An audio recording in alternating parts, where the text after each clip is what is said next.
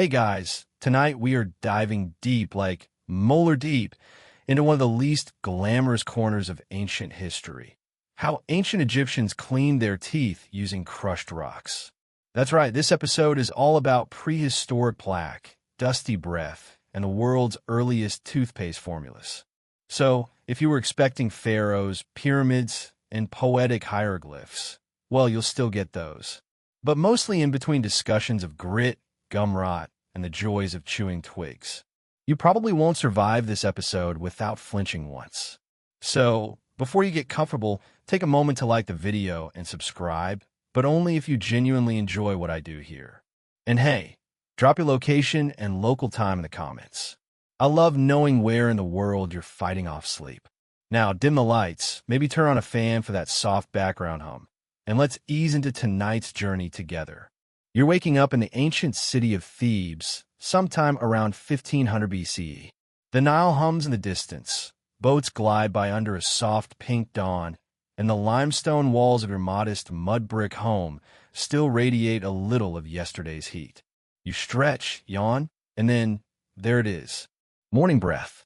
Not the gentle, whispery kind that inspires poetry. More like, did something crawl inside my mouth and die? You reach for your cleaning tools. Not a plastic toothbrush or bubbling mini gel, but something closer to nature's toolkit. Maybe a frayed twig. Perhaps a little dish of powdered stone. That's the start of your day. Unlike us, Egyptians didn't get a break from dust. The desert was everywhere. Sand blew into your eyes, settled in your food, and yes, snuck into your mouth while you slept. Even with doors closed and drapes drawn, fine particles of grit drifted in with the night air. Over time, it made its mark, literally sanding down your teeth like nature's own Dremel tool. You chew a bite of yesterday's bread. It's flat, dense, and baked in clay molds that were never quite cleaned. Tiny bits of grit from millstones end up embedded in every bite. That bread? It's basically edible sandpaper. You chew it anyway, and feel it grinding your molars ever so slightly smaller. Every single day. Now, you might think, surely they figured this out and did something about it. Well, yes, and also kind of no. The Egyptians knew their teeth wore down. They could feel it. They experienced the pain, the infections, the exposed nerves. But instead of changing the bread, too sacred, or switching mills, too expensive, they turned to cleaning. Ritualistic, regular, and surprisingly inventive cleaning. One of the earliest forms of oral hygiene in Egypt was what we might call dry brushing, rubbing the teeth with fibrous materials or twigs. These weren't random sticks either. Some came from specific plants thought to have antiseptic or freshening properties. Scholars believe the Egyptians may have used the Salvadora persica tree, the same toothbrush tree still used in parts of the Middle East today. The ends were chewed until soft, forming a kind of natural bristle. Call it early dental tech, straight from the gods. But brushing alone wouldn't cut it, especially not with your molars acting like little sand traps. Enter crushed rocks. No, really. Egyptians concocted a paste of pulverized ox hooves, burnt eggshells, pumice stone, and myrrh. It was gritty, chalky, and probably made your mouth feel like you just gnawed through a pyramid. Still, it worked sort of. At least it helped scrub away some residue. Historians still argue whether these mixtures were more harmful than helpful. Some believe the abrasiveness actually accelerated enamel loss. Others suggest it helped prevent infection by removing buildup. Either way, you couldn't exactly skip a day without your mouth turning into a personal tomb of bacterial horror. And oh, did it stink. Despite all efforts, ancient breath was rarely fresh. Combine a diet heavy in onions and garlic, the occasional dried fish snack, and a deep distrust of water during drought seasons. And, well, let's just say you weren't getting many date nights based on oral appeal alone. To mask the scent, Egyptians sometimes chewed on aromatic resins or frankincense. A little divine fragrance to balance out the rot. It's important to remember that dental hygiene wasn't just practical. It was deeply spiritual. The ancient Egyptians believed the body needed to be whole in the afterlife. If your teeth were blackened or missing, it didn't just mean pain in life. It could mean eternal discomfort in the duat, the shadowy realm of the dead. So yes, keeping your teeth in check was quite literally a matter of life and afterlife. Even in the poorer quarters of town, you might find a tiny clay amulet tucked under a pillow, shaped like a molar, carved with a prayer. It wasn't uncommon to whisper incantations to the goddess Circuit, asking her to numb the ache or chase away the toothworms. Yes, toothworms. Many believe the pain came from tiny creatures gnawing inside your gums. The idea stuck around well into the Renaissance, believe it or not. You spit out your makeshift paste, rinse your mouth with stale beer or honeyed water, and prepare for the day. Your breath still smells like an offering basket left out too long in the sun, but your teeth feel marginally less gritty. Mission accomplished. As the sun rises and golden light spills across the Nile, you walk past rows of others beginning their morning rituals. Farmers, merchants, scribes. Some with perfect smiles chipped away by bread. Others already missing a few key incisors. You pass them with a knowing nod, the kind that says, yeah, I brushed this morning with rocks. By midday, the desert heat wraps around you like a baked linen cloak, and you find yourself wandering into the shaded market stalls of Thebes. Incense smoke lingers in the air, frankincense, mostly, and maybe a pinch of myrrh if the seller's feeling generous. You're here not just to admire linen tunics or sniff out dry dates, but to find something a little more mouth-focused. Because while you've brushed your teeth this morning with that charming blend of eggshells and hoof dust, there's something missing. A touch of freshness. A scent that doesn't scream, I've been chewing on limestone all day. Welcome to the ancient Egyptian oral care market. Tucked between jars of coal and baskets of lentils, you spot them. Tiny packets wrapped in papyrus, labeled with symbols of lotus flowers, stars, or the open mouth hieroglyph. Inside, herbal mixtures designed to sweeten your breath, protect your gums, and maybe impress that attractive scribe 2 streets over. These herbal packets weren't mere folk remedies. They were crafted with a pharmacist's attention to detail, blended by temple healers or market herbalists who doubled as amateur dentists. Ingredients often included mint, cinnamon bark, coriander, and juniper, sometimes even imported resins like mastic from the Mediterranean, which the elite chewed like we chew gum. Flavor was important, sure, but so was function.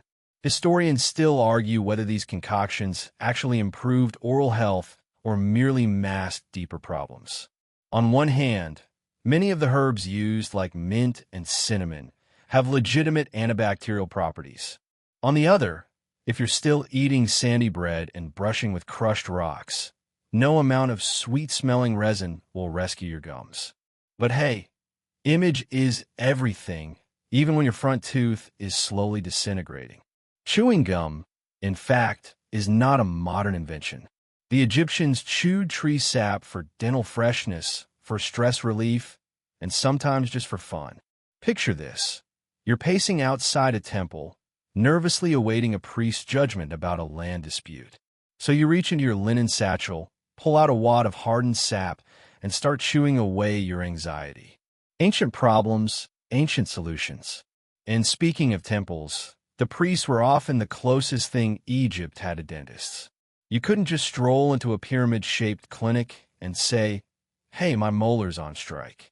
Instead, you'd appeal to temple healers. Part mystic, part physician, part, I have no idea what I'm doing, but here's a spell for tooth pain. Treatment ranged from medicinal pastes to ritual chants, sometimes accompanied by the burning of specific herbs. Pain relief was more symbolic than pharmaceutical. Though if you were lucky, you might be offered a small dose of opium or fermented fig wine to dull the ache. You pause beside a stall where a healer displays something unsettling. A necklace strung with what looked like human teeth. Nope, your eyes aren't playing tricks on you. In certain cases, teeth were worn as protective charms, especially baby teeth, believed to hold powerful transitional energy. The idea being, if a child could survive teething, they could survive anything. That doesn't mean people didn't fear tooth loss. They did, deeply. A smile with gaps wasn't just unsightly, it was spiritually dangerous. Without all your parts intact, your journey through the underworld could be hindered. That's probably why funerary rites often included cosmetic reconstruction. Archaeologists have found mummies with false teeth, sometimes tied in place with gold wire or linen thread. Others had what appeared to be dental bridges, though whether these were functional or just symbolic is still up for debate. Imagine that. Your last chance at dental perfection comes not from your own lifetime, but from the hands of the embalmers. One last brush, one last floss with linen strips soaked in natron, and into the afterlife you go, hopefully with all your molars intact. Even as you weave through the market, you notice something peculiar. Almost everyone's mouth is constantly doing something, chewing herbs, sipping beer, popping seeds. It's not just boredom. Oral stimulation was, in many ways, medicinal. For example, chewing caraway seeds helped with digestion, but it also gave your mouth something to do that didn't involve biting into a stale barley loaf riddled with quartz dust. There's even evidence, whispered among Egyptologists over coffee, that some noble households hired mouth servants. These were folks whose job was, essentially, to clean the Lord's teeth with linen cloths and herbal oils. Kind of like a medieval dental hygienist, minus the floss picks and the uncomfortable small talk. One tomb painting even shows a servant bending close to a nobleman's face with a small bronze implement. What that tool was exactly, no one knows. But hey, it's either a dental probe or a very tiny back scratcher. Now you reach the riverbank, where a few kids splash in the shallows. One of them points to a nearby goat skull, something he's found half buried in the silt. His father isn't mad. In fact, he encourages the boy to bring it home. Crushed goat bone is, oddly enough, a popular addition to some homemade toothpastes. Add calcium, adds grit, adds more ways to ruin your enamel, honestly. Still, the obsession with cleanliness prevails. Clean mouth, clean soul. Clean soul, smooth passage through the trials of the afterlife. It's not just a dental plan, it's cosmic insurance. As the sun arcs over the obelisks and casts long shadows across your path, you start to wonder, did anyone ever just give up? Did someone somewhere in Thebes just toss the twig, chuck the rock paste, and say, you know what? Let my gums rot. Let Anubis sort out. Probably. But odds are, even they chewed on a clove or two now and then, just to be safe. The streets are quieter now. That strange hush that settles just before the Nile turns gold with sunset. You find yourself outside a modest brick dwelling, low and cool, with a woven reed mat propped against the wall. An old woman is squatting just outside the door, grinding something with a stone pestle. At first glance, it might be food, spices, maybe or dried fish. But no, as you peer closer, it's a familiar mess of charcoal powder, crushed rock, and what suspiciously looks like oyster shell. She notices your stare and chuckles, revealing teeth stained slightly gray. Toothpaste, she mutters, with a smirk that says she knows exactly how absurd it sounds. Not minty gel in a colorful tube, but ancient Egyptian toothpaste, the dry, gritty kind that makes your gums weep a little. And yes, you heard that right. The ancient Egyptians had actual recipes for toothpaste. Some were written down on papyrus scrolls tucked away in temple archives or healer satchels. Others were passed along verbally, like prized family secrets.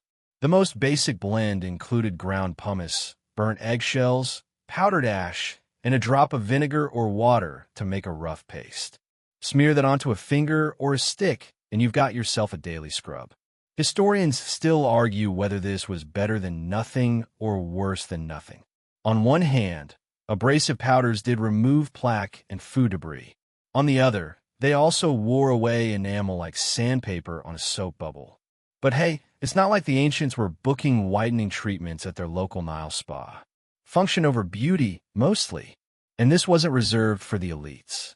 Sure, the rich had fancier versions, maybe with a splash of myrrh or a dash of sea salt imported from faraway lands.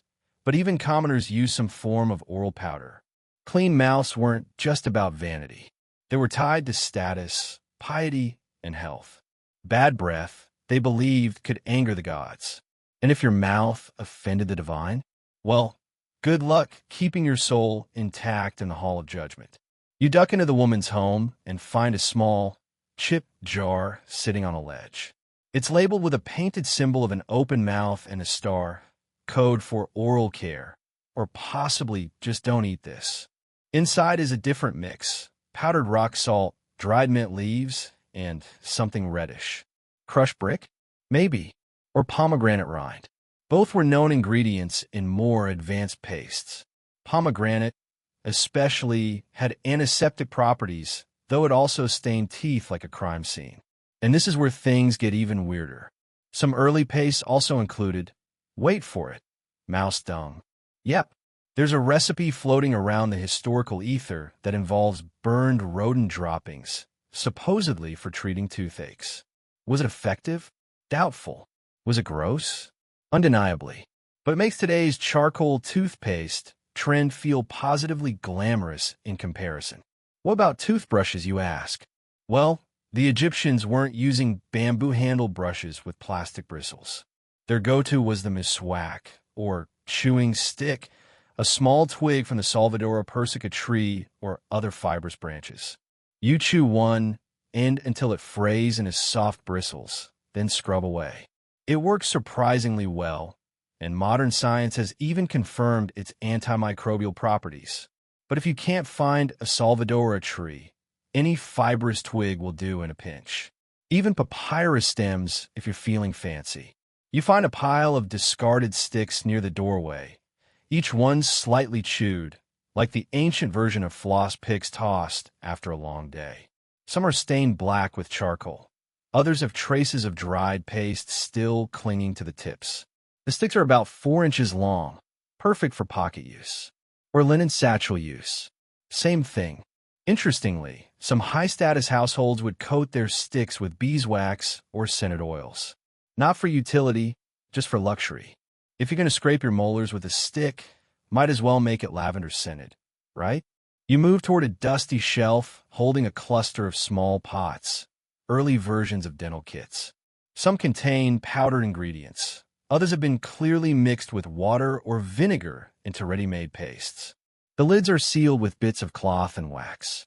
It's easy to imagine someone dipping their finger in each morning, daubing the mixture across their teeth, and grimacing through the sharp tang of crushed stone and herbal vinegar. And then, of course, there's the ritual side of things. Egyptians didn't just brush their teeth to prevent cavities. They did it to remain ritually pure. Before temple visits or during sacred ceremonies, oral hygiene was considered essential. Dirty mouths meant defiled prayers. You could be covered in gold leaf and perfumed with lotus oil, but if your breath could knock over a falcon god, no one was impressed. There's even evidence that some embalmers cleaned the mouths of the dead as part of the mummification process, not just to preserve appearance, but to spiritually prepare the body for its trial in the afterlife. The deceased needed to speak clearly during their judgment.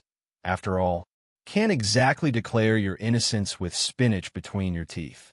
You head back outside as the old woman spits into the dirt, wipes her mouth, and smiles again, proudly this time. Her teeth aren't perfect. They're worn, a little chipped, and definitely stained. But they're still there. And that, in ancient Egypt, was an achievement. The sun is nearly dipped behind the date palms now, and a breeze picks up off the river, warm and heavy. You follow a group of children skipping down the road, one of them still gnawing on a twig, humming a tune that might be a hymn, or just something made up on the spot. Oral care, it turns out, is not just a routine. It's woven into the rhythm of daily life. Scratchy, gritty, maybe a little mouse-dropping flavored, but still strangely timeless. You follow the winding footpath that trails behind the neighborhood, curving gently toward the riverbank, where a cluster of market stalls begins to come into view. This isn't the kind of place where pharaohs shop, more like your average dusty bazaar, buzzing with chatter, haggling, and the occasional goat bleeding suspiciously under someone's table. But what you're really here for, oddly enough, is the dentist, or the closest thing to one. The stall is small, tucked between a date vendor and a woman selling dyed linen. Its front is cluttered with bowls of powder, bits of dried plant, clay jars, and what looks like a collection of animal bones. Behind it stands a man with a crooked smile that ironically showcases a missing incisor. He greets you with a wave, then immediately launches into his sales pitch, an enthusiastic mixture of tooth pain remedies and mysterious oils that may or may not contain fermented hippo fat. Yes, you've officially arrived at the local dental booth. Now, let's pause for a reality check. If you lived in ancient Egypt and developed a toothache, you had two options. Option A, grin and bear it literally. Option B, seek out someone like this man, who called himself SWNW, a healer. Some SWNW specialized in treating wounds or fever. Others were more niche. And this one, he works the mouth. He offers you a seat, which is really just an upside-down basket, and begins to mix a concoction using powdered cumin, crushed malachite, and warm beer. According to a scroll tucked behind him, part medical text, part recipe book, this paste is meant to be applied to the gums to draw out the evil spirit of pain. Not kill bacteria, not remove an abscess. Just, spiritually evict whatever tooth demon is freeloading in your mouth. Historians still argue whether ancient Egyptian dentistry was actually effective or mostly ritualistic.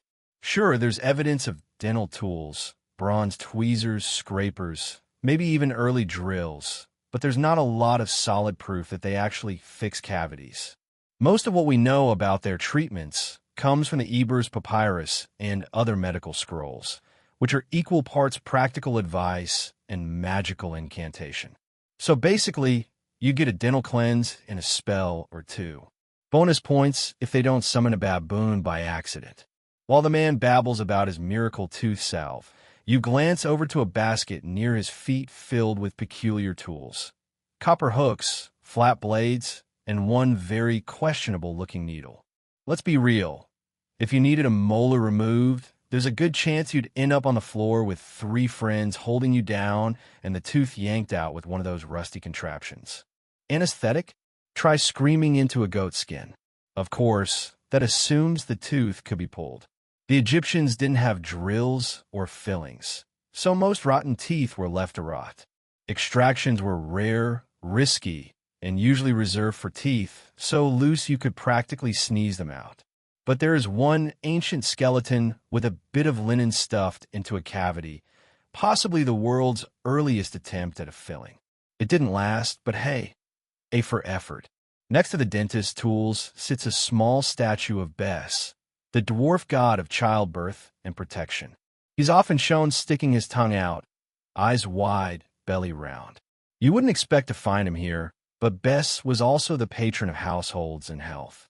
Some people wore amulets of him to ward off toothaches, which may explain why the vendor occasionally kisses the statue before mixing a new paste.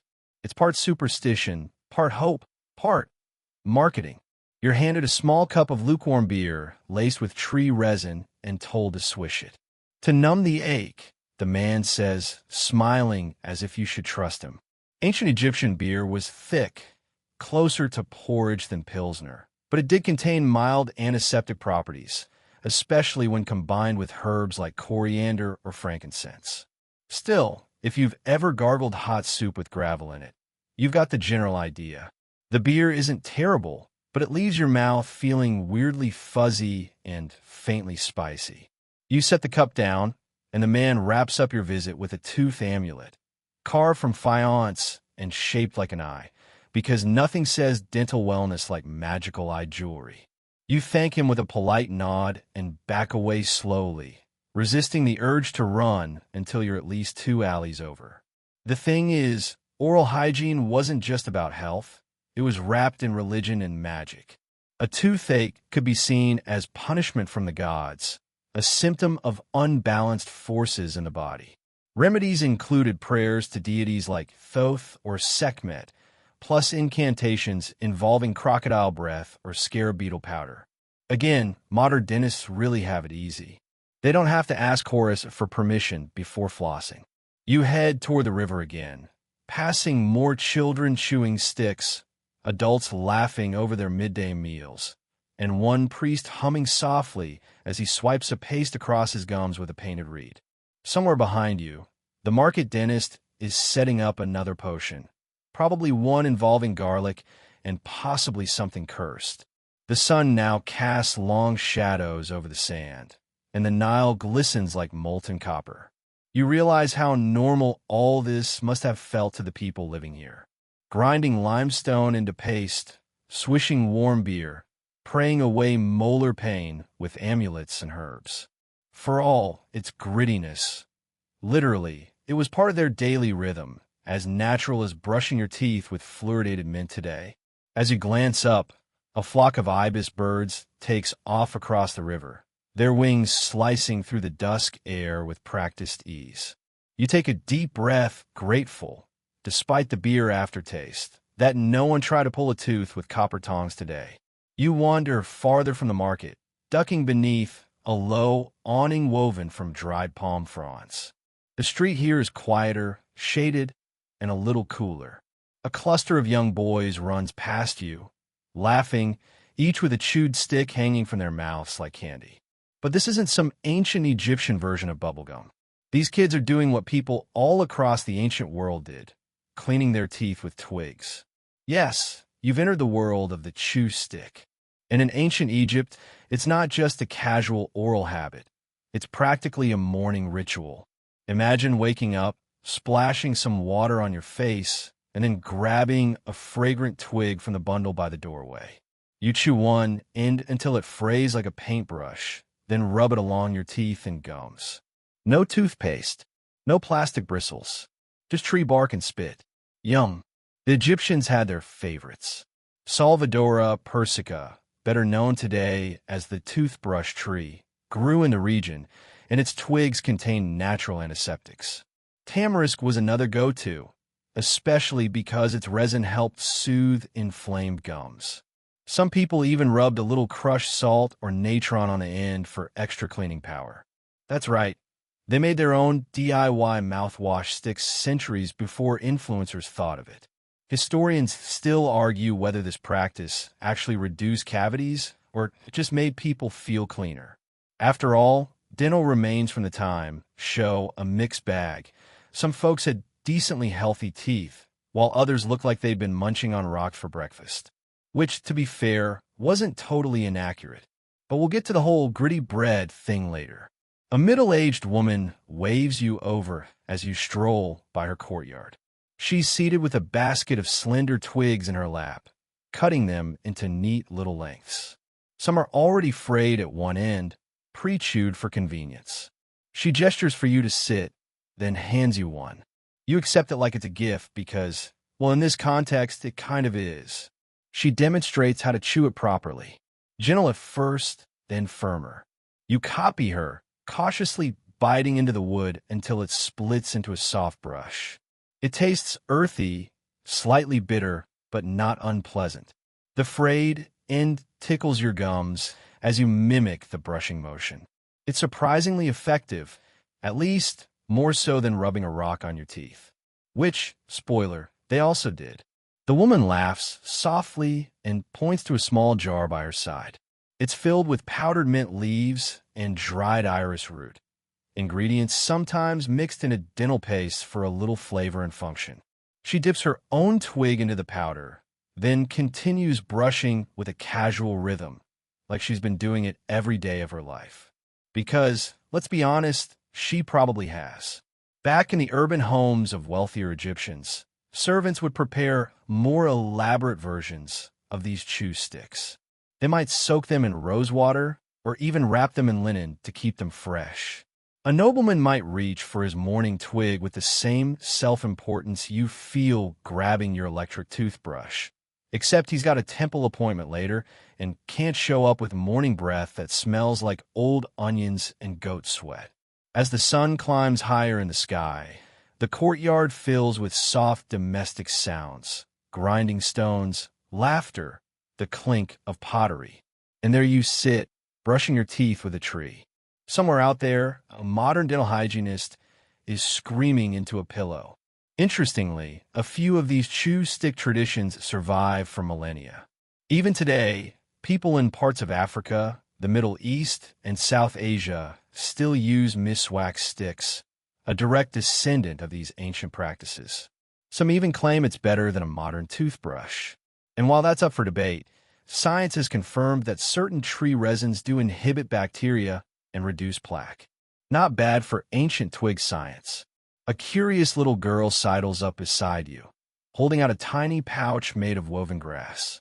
Inside are 3 miniature sticks and a scrap of cloth printed with what looks like a lion.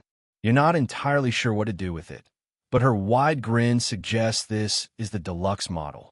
You thank her, slip it into your satchel, and wonder if they sell these in travel size. Of course, not everyone in ancient Egypt had the time or resources for daily dental rituals. For farmers and laborers, oral hygiene was often a luxury, not a priority. Their diets were rougher, their work harsher, and their access to herbal powders or mint twigs practically non-existent.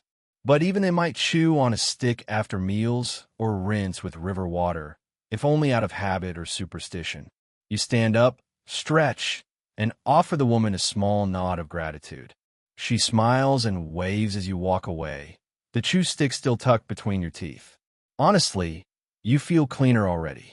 Maybe it's the resin, maybe it's the mint powder, or maybe it's just the novelty of brushing your teeth with something that grew out a desert tree. As you meander through another alley, you spot a small shrine tucked into a wall alcove.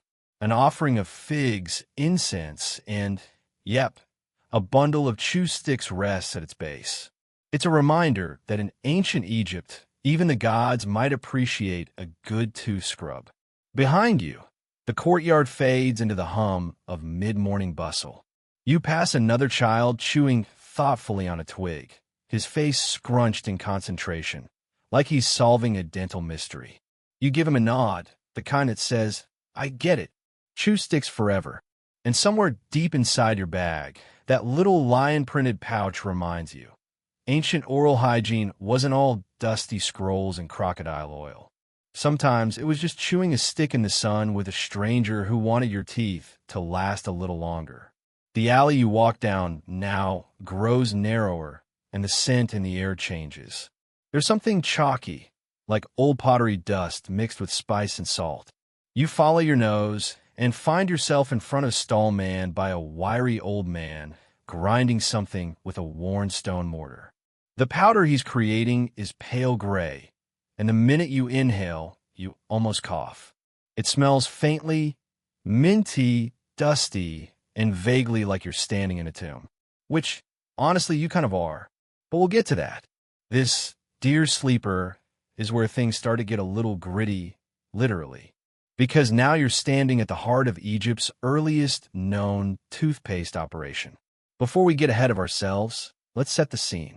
It's about 1500 BCE, give or take a century, and the ancient Egyptians have already been brushing their teeth with frayed sticks. But now they want more. Something stronger. Something with a bit of bite. Enter the first known dental powder. A homemade mix of crushed pumice stone, powdered ox hooves, ashes, and myrrh. Yes, you heard that right. Ox hooves. Historians still argue whether this was for abrasiveness, magical protection, or just because someone decided, hey, you know what we need in our mouths? Pulverized cow foot. Delicious. And don't worry, the list gets even better. Some recipes included burnt eggshells, crushed seashells, or even sand. The goal?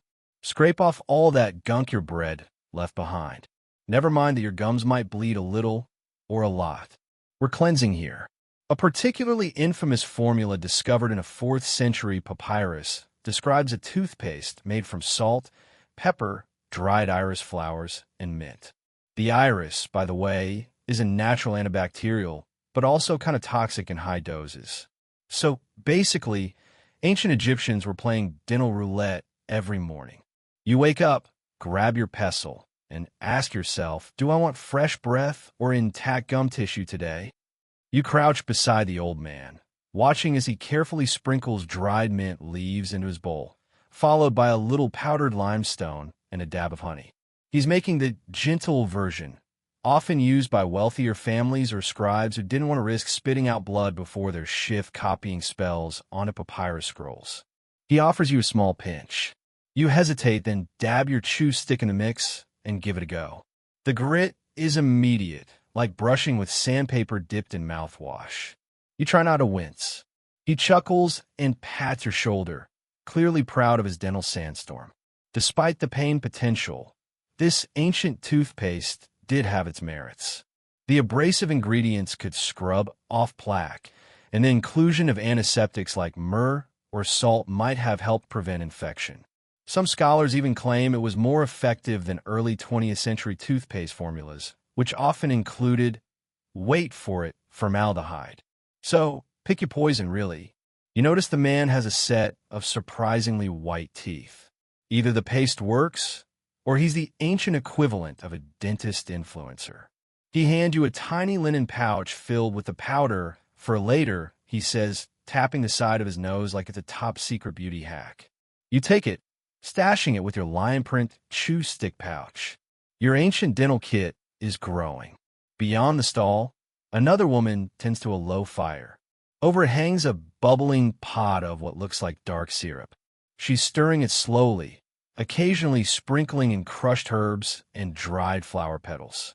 This, she explains in soft Egyptian, is a breath-freshening syrup, something to swish or even drink after brushing.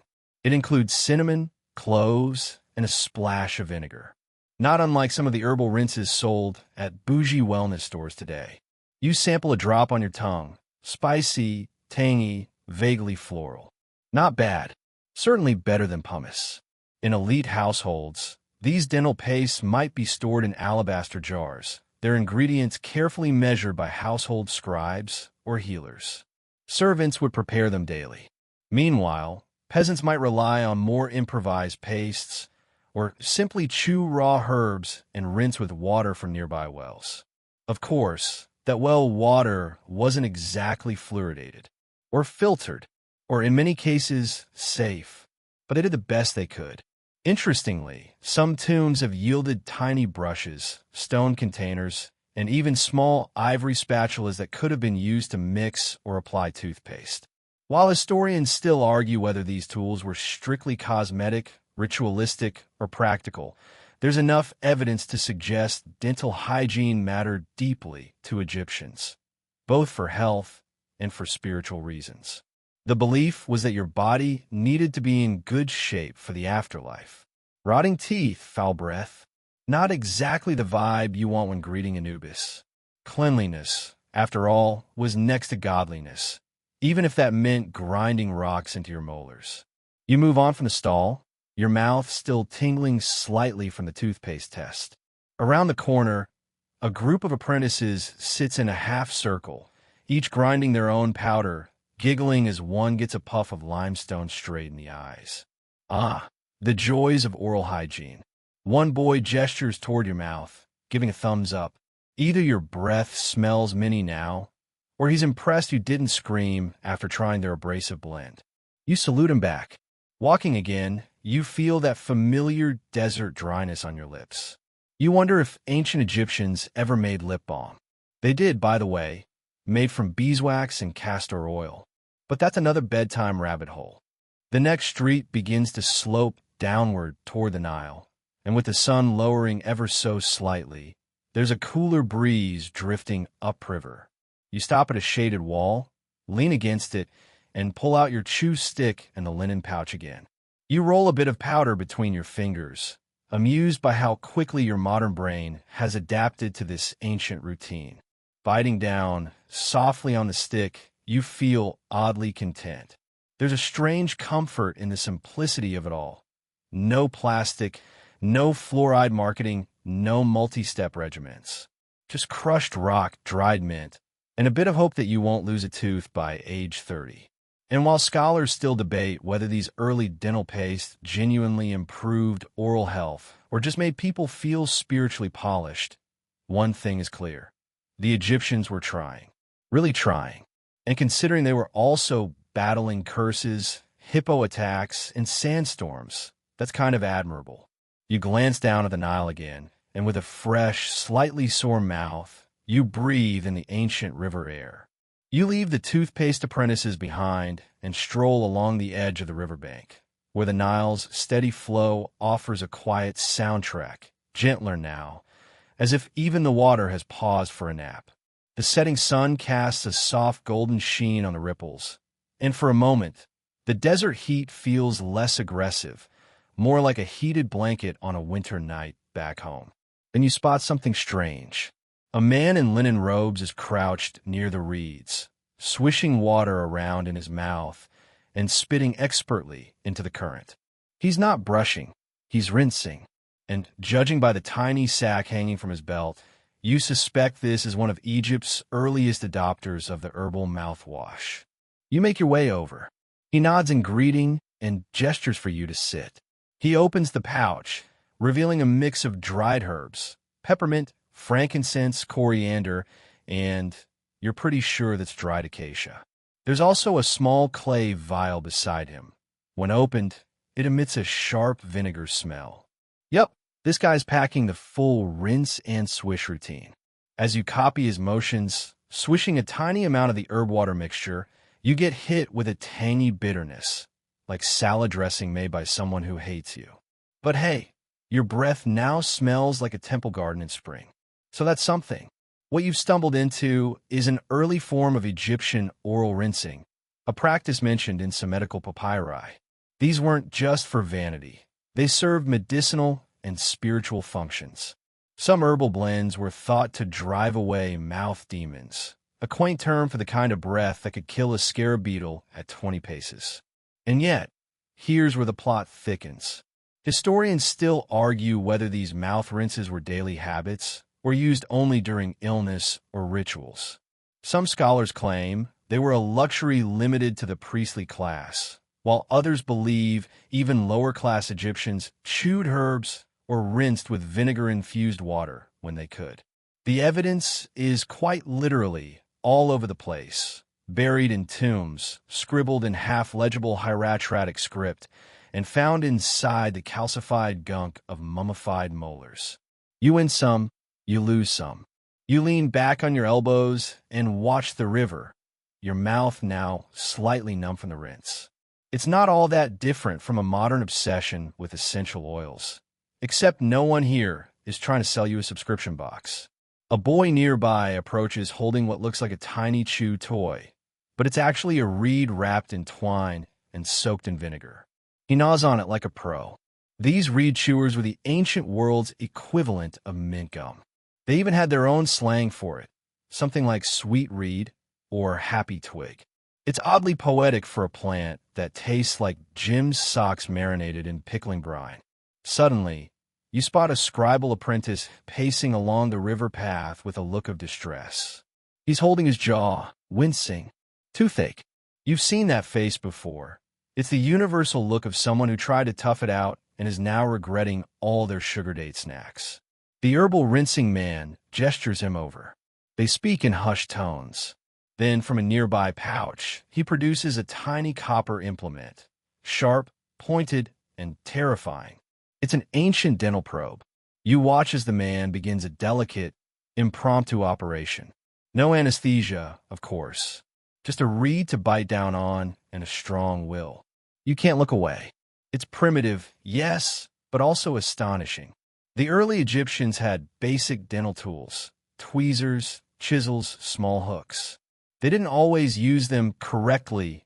Mind you, sometimes they drilled into the wrong part of the tooth or, accidentally cracked a jaw. But they were trying, and they were brave. The poor apprentice whimpers, and you instinctively clench your own jaw in sympathy. The man finishes, gives him a rinse, and pats his shoulder. The boy nods, trying not to cry. Someone hands him a soft date to chew on. The ancient version of a lollipop after a dentist visit, perhaps? You lean against the trunk of a sycamore fig and think about how many people probably died from dental abscesses, untreated infections, or just plain bad luck with a goat cheese diet. And yet, these people innovated. They took risks. They stared into the abyss of a mouth full of teeth and said, "We've got rocks. We've got vinegar. Let's go." A goat wanders by, looking judgmental. You flash your mintiest smile. In more sophisticated parts of ancient society, particularly among priests and nobles, dental rinses became part of ritual purification. Before entering a temple, one had to be cleansed physically and spiritually. That included brushing, rinsing, maybe a dab of perfume on the tongue. Yes, really, and offerings to Thoth, the god of wisdom, and, according to some fringe interpretations, cosmic hygiene. Some researchers believe priests used gold-infused mouth rinses to show purity, though others scoff at the idea. As with many things in Egyptian history, separating literal practice from spiritual metaphor is like trying to brush your teeth with sand. You can try, but it's going to be painful and inconclusive. You rise to your feet, your leg a little stiff from sitting. There's still light in the sky, though it's shifting toward orange, like honey left in the sun too long. You decide to follow the river path upstream, past a row of modest homes made from mud brick. You hear children giggling as they chase each other, their mouths stained from chewing on hibiscus petals, a natural dye and breath freshener in one. One child tugs on your tunic and hands you a reed bundle. You accept it, chew gently, and get a burst of sour sweetness, hibiscus and sugarcane. It's sticky, messy, and totally effective. You give him a nod, and he runs off giggling. Your jaw feels weirdly clean, tired but fresh, like you've just visited the world's oldest dentist and somehow didn't end up in tears. You pass a mural painted on the side of a temple wall. It shows a man kneeling before a giant lotus blossom, his mouth open, a stream of stars pouring out. Symbolic, sure, but also weirdly accurate. In ancient Egypt, your breath wasn't just about health. It was your essence. To speak was divine. To exhale was spiritual. And to smell like crushed garlic and camel sweat? Well, that was just bad manners. You keep walking, and the breeze brings you the scent of cinnamon and salt. You follow the scent of cinnamon and salt deeper into the narrow lanes of an Egyptian market district, where the ground is hard-packed dust, and every other stall seems to be competing for the title of most aggressive use of spices. Merchants shout. Donkeys bray. Somewhere in the distance, a flute player attempts a melody that sounds suspiciously like a mosquito with performance anxiety. The next stall you approach is run by an elderly woman with bright eyes and a mysterious collection of glass vials. She offers you a taste of something that smells like fennel and vinegar had a baby and sent it to boarding school. You take a polite sip and instantly regret it. Your sinuses clear. Your tongue burns. Your ancestors wake up. But your breath? Shockingly fresh. She chuckles. Old recipe, she says, in a dialect that somehow registers perfectly in your sleepy brain. For kissing gods and scaring off evil. You know, like you totally do both those things regularly. This bizarre concoction is an example of the Egyptian obsession with combining oral hygiene and spiritual practice. Many rinses, powders, and chews were created not just to clean the mouth, but to prepare the soul. A fresh mouth, after all, was necessary for reciting prayers, spells, and invocations. If your breath stank, so did your chances in the afterlife. You strolled past an apothecary where a younger scribe is scribbling down recipes for various rinses. Some include myrrh, others date wine, or natron. Yes, the same salty stuff used in mummification. Some even suggest adding honey to bind the flavors and soothe inflammation. Sounds sweet, right? Except honey in ancient Egypt was sometimes be vomit, sometimes fig paste, and occasionally, according to one fringe theory, crocodile drool. Here's where things get crunchy. Among the more fringe ingredients found in some rituals were crushed eggshells, burned ox hooves, and ground seashells. The theory? Calcium-rich materials kept the teeth strong. The reality? They sanded your enamel down like a stone wheel on a soap bar. You shiver just imagining it, the ancient equivalent of whitening strips made by Satan's dentist. You pause before a mural depicting Thoth, the ibis-headed god of wisdom, holding what looks suspiciously like a long-handled spoon. Some scholars suggest this symbolized the scooping of decay from one's words or spirit, but others, delightfully fringe-wise as ever, claim it might have been a dental instrument. Whether that's divine symbolism or proto-dental propaganda, we may never know. In elite tombs, archaeologists have uncovered small containers of tooth powders buried alongside other toiletries, coal pots, razors, and perfume flasks. One even held a tiny scoop carved from ivory, used for dabbing the powder onto the tongue or a cloth. Imagine being entombed with your minty fresh kit, ready to impress Osiris with your gleaming grin. You crouch by a brazier where a priest is grinding dried iris petals into a fine dust, mixing it with salt over slow-burning coals. The scent rises gently, floral, crisp, strangely nostalgic. He's making a mouthwash, believe it or not, to be poured into a tiny copper cup and swished carefully. To cleanse the tongue from morning prayers, he mutters. Copper, you recall, has mild antimicrobial properties, which made it a popular material for cups and tools. This wash was meant not only to purify the mouth, but also to ready the voice, because reciting spells with a gunky tongue? Unacceptable. And here's something charming. Children were often taught dental routines through rhyming songs, passed down orally like bedtime chants.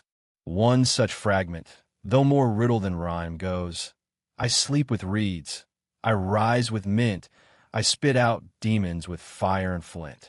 Adorable and mildly terrifying, just the way we like our lullabies.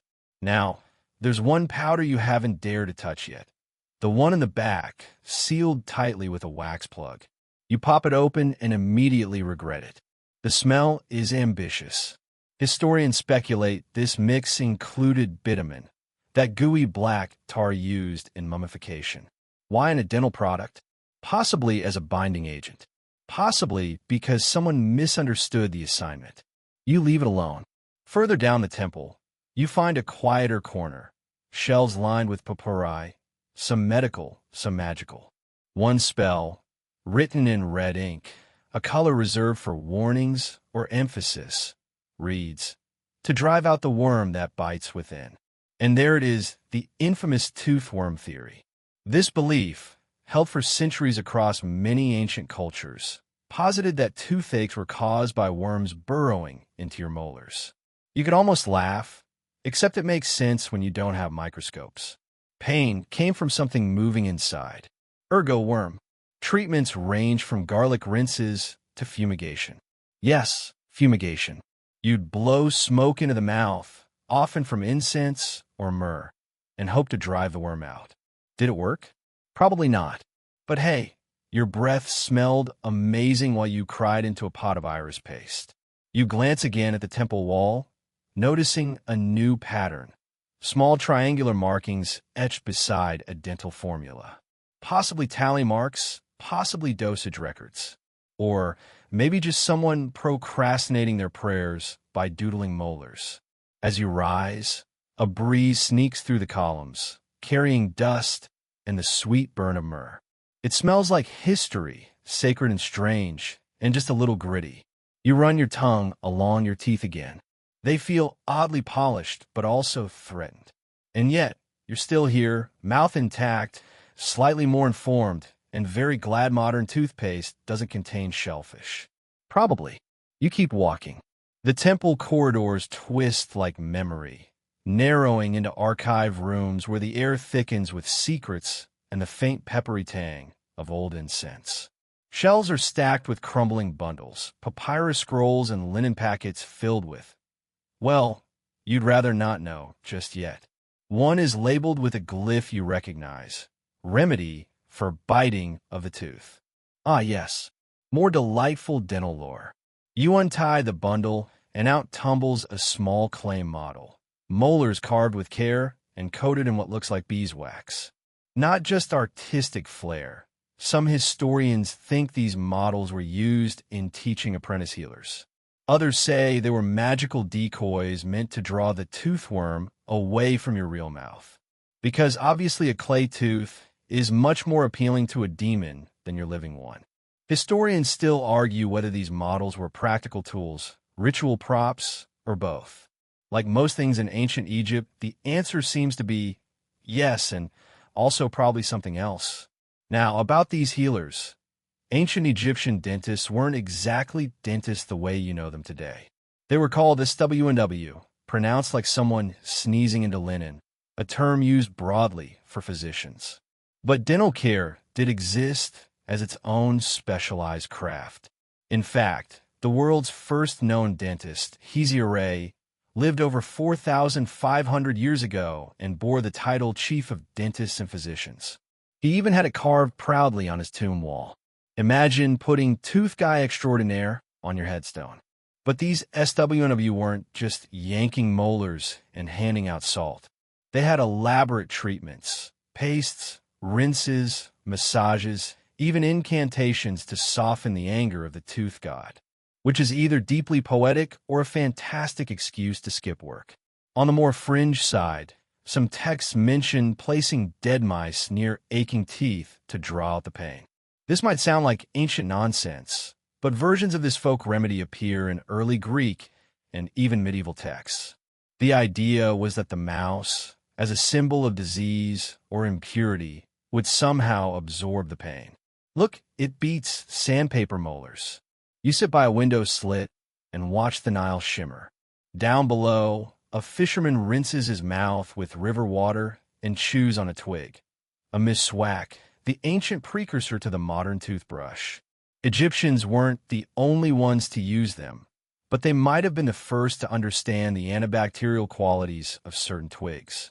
This one, probably from a Salvadora persica tree, which modern science still recognizes as effective for oral health. And here's a curious footnote. Egyptian soldiers often carried these twigs with them, along with salt packets and small pouches of dried herbs. Because nobody wants to face an enemy with morning breath. Or, tooth rot. You duck into another archive room, this one smaller, cozier. A cat naps on a woven mat, twitching in a dream. Its fur smells faintly of linseed oil. You lean over a low shelf and find a scroll depicting a ritual bath before dental treatment. Not just hygiene, purity mattered. You had to cleanse your body before someone cleaned your teeth. Symbolically, it makes sense. The mouth was the entrance to both sustenance and speech. Keeping it clean was a matter of physical and moral health. And speaking of symbolism, in some funeral texts, teeth appear as metaphors for order and power. The god Ra is sometimes described as having teeth of light. In contrast, enemies of the state or cosmic chaos monsters are often toothless. Toothlessness equals weakness. So yes, a good smile was also a political statement. You flip another scroll and find a drawing of an amulet, a small lapis lazuli pendant shaped like a molar, worn for protection, likely during dental procedures. Lapis was thought to ward off evil spirits, particularly those causing inflammation or decay. Whether it worked is up for debate, but you admit wearing a magical tooth charm before a cleaning appointment does sound pretty baller. Now, let's go dark for a second. Archaeological digs and workers' cemeteries near pyramids have found skulls with drilled molars, holes bored into decayed teeth, possibly to relieve abscesses. The edges show signs of deliberate tool use, not just erosion. That means someone had the know-how and the nerve to try proto-root canals using bronze instruments. There's no record of anesthesia beyond maybe prayer and a few stiff cups of fermented barley. You take a breath and feel very grateful for lidocaine. Some scholars suggest these procedures were rare and last resort. Others believe there was a thriving, if terrifying, oral surgery tradition among temple healers. The lack of consistent documentation makes it hard to tell. But those drilled teeth didn't do it themselves. Remember that crushed rock paste from earlier? It turns out that over time, these gritty formulas likely wore down the enamel significantly. That's right. Even the cure was a problem. Studies of mummies show many had exposed dentin or cracked molars, not because they ate candy all day, but because their toothpaste was basically industrial cleaner. You sigh. Self-care, it seems, has always been a double-edged sword. Back in the corner of the room, you notice a small wooden box labeled offerings for the god of the mouth. Inside are tiny models of loaves, onions, and, of course, a twig. Even gods, apparently, appreciate fresh breath. It's a charming idea, divine dental hygiene. Offer up a little bundle of mint and salt, and the god keeps your gums from bleeding. It's both quaint and profound. You start to wonder, how much of our modern obsession with smiles is rooted in these old beliefs? Purity, cleanliness, approval from the divine, or from Instagram. The cat stretches and yawns wide, flashing a set of surprisingly clean fangs. You smile back, oddly comforted. Even here, among relics and rocks, the ritual of keeping one's teeth clean feels familiar. Human, a small act of order in a world full of sandstorms and gods with bird heads. And just like that, you're ready to move again. The floor creaks softly under your feet, like it's trying to whisper a secret. Maybe about crushed rocks.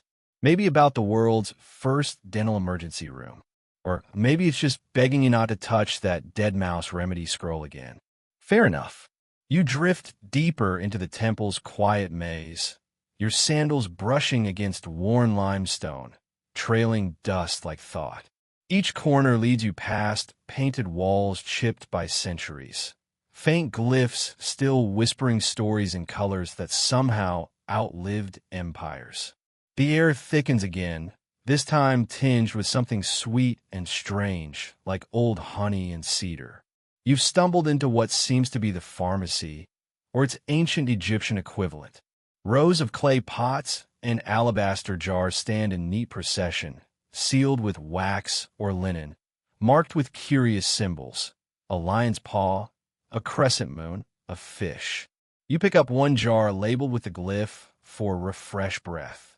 Inside, a mash of frankincense, cardamom, myrrh, and cooked honey hardened into sticky pellets. Breath mints, ancient style. No peppermint, no foil wrapper. But you can imagine a noble popping one into their mouth before making a speech to Pharaoh.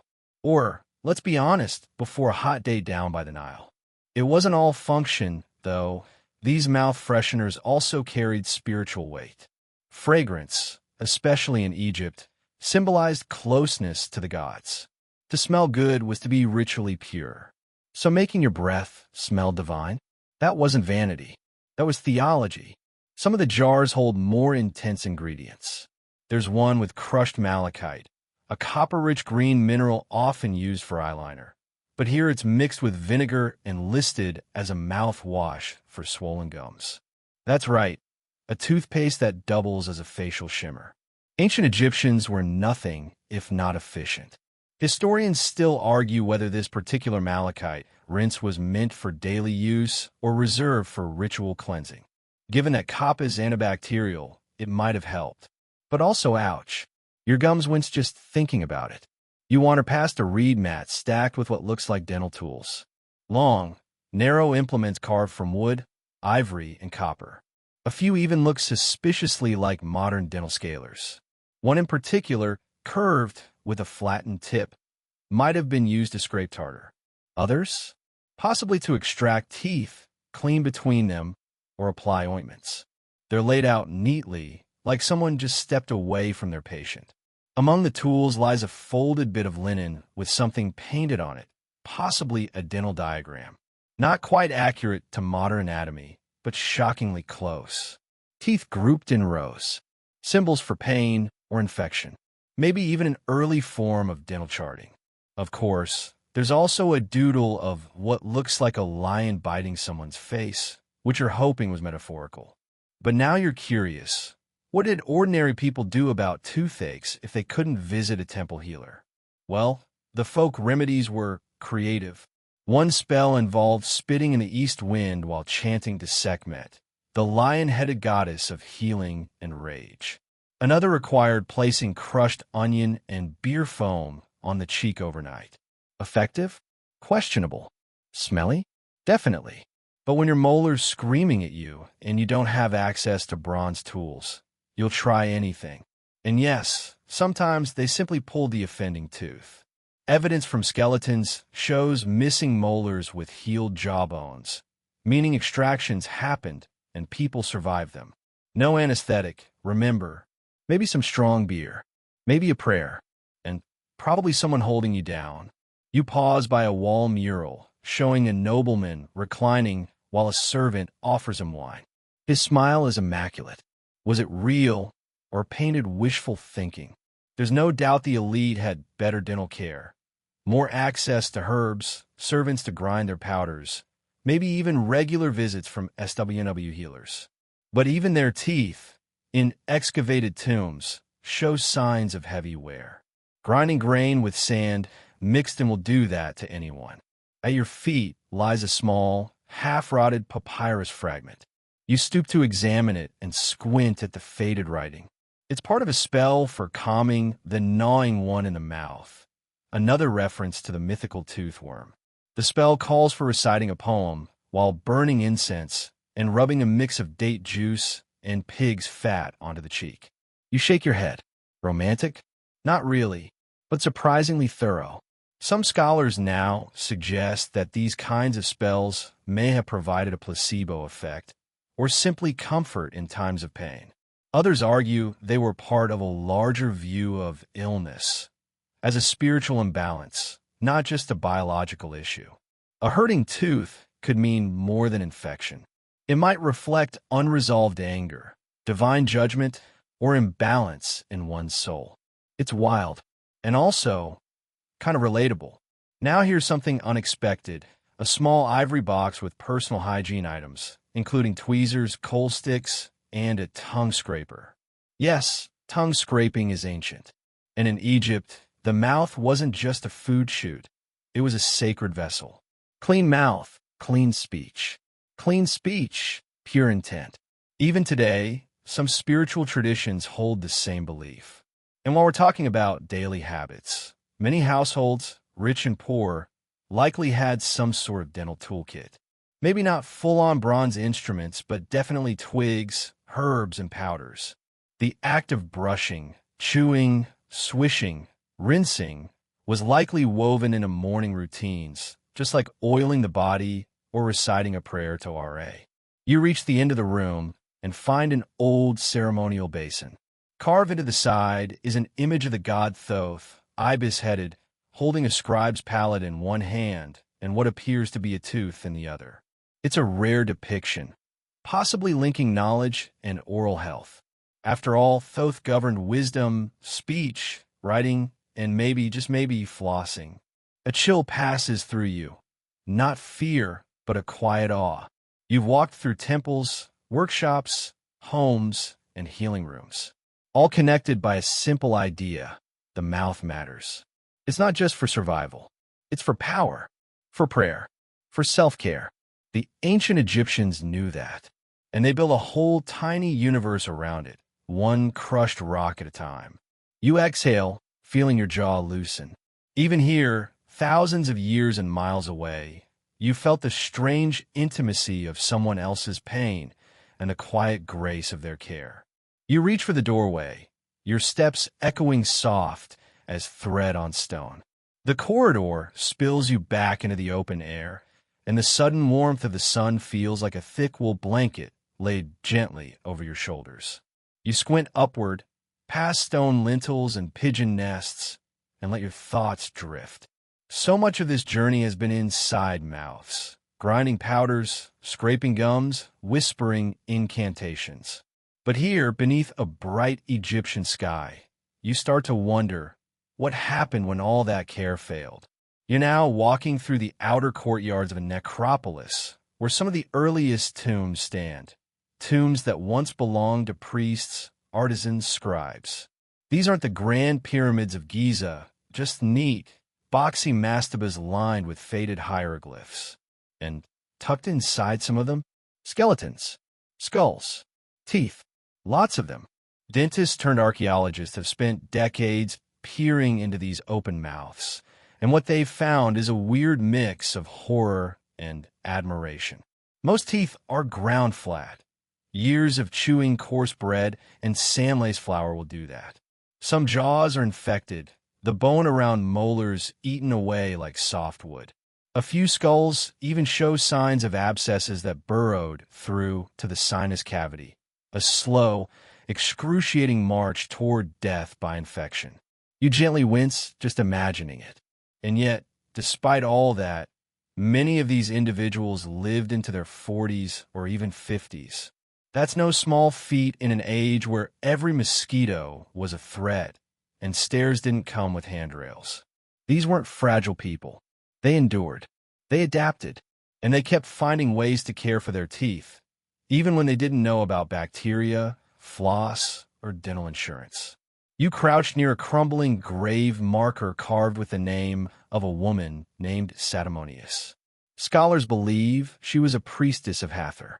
Inside her tomb, preserved better than most, researchers found her skull still intact, along with a molar plugged with linen fibers. That's right, the world's first dental filling may have been a wad of ancient gauze. Whether it soothed the pain or made it worse, no one can say. Historians still argue whether it was an emergency fix or a ritual one. But either way, it's oddly touching, like someone saw her in pain and did something about it. You keep walking. Further down the path is a low stone bench near a wall painting of the afterlife.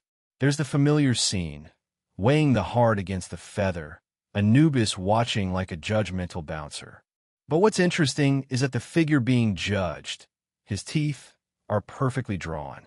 Too perfectly. It's almost as if ancient artists couldn't bear to depict a hero with a toothache. This might sound silly, but image mattered in death. Just like they filled tombs with golden sandals and jars of honey, they filled wall art with idealized bodies.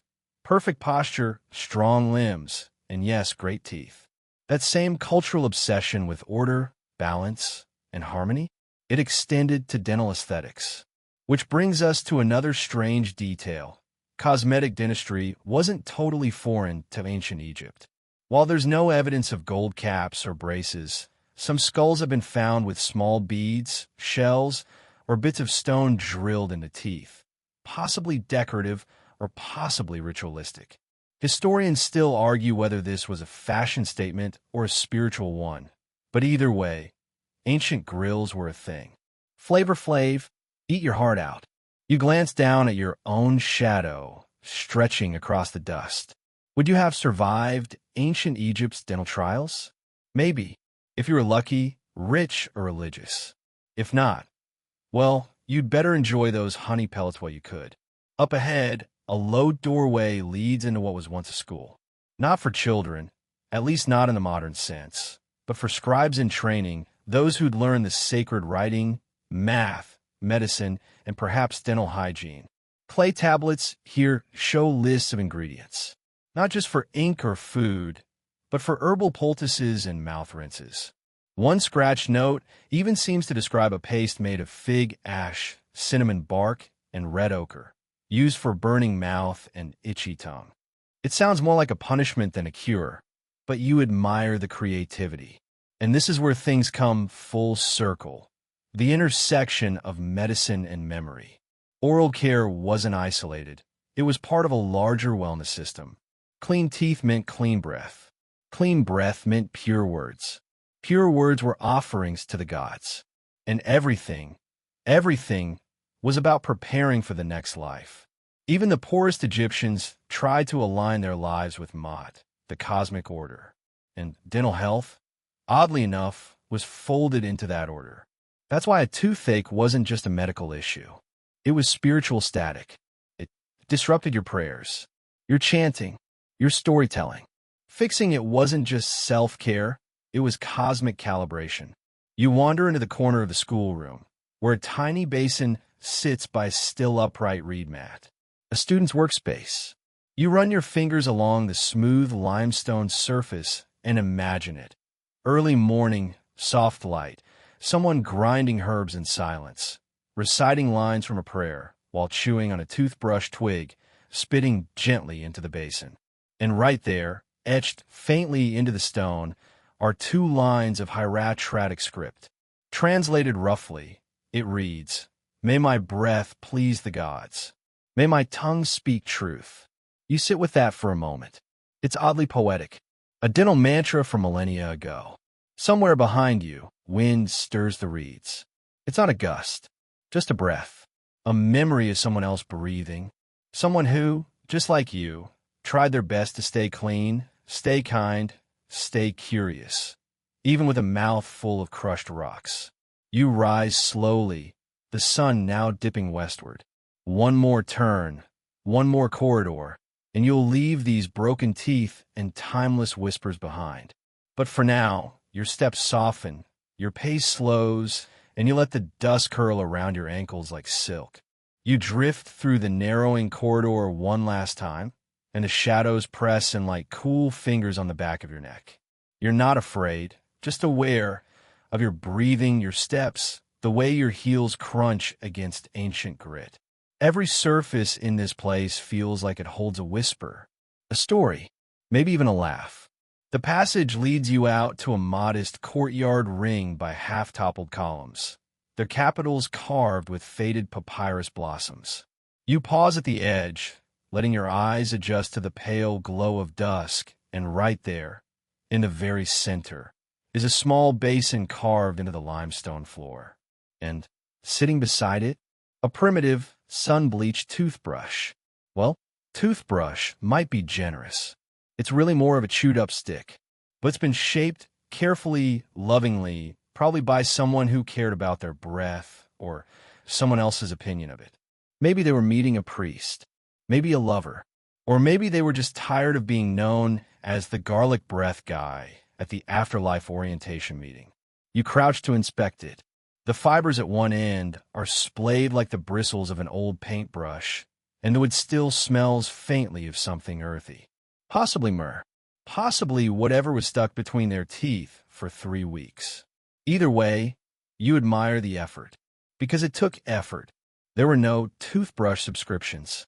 No charcoal toothpaste influencers. Just bark, rock dust, and hope. And here, in the final chapter of your quiet journey, that's really the thread that binds it all.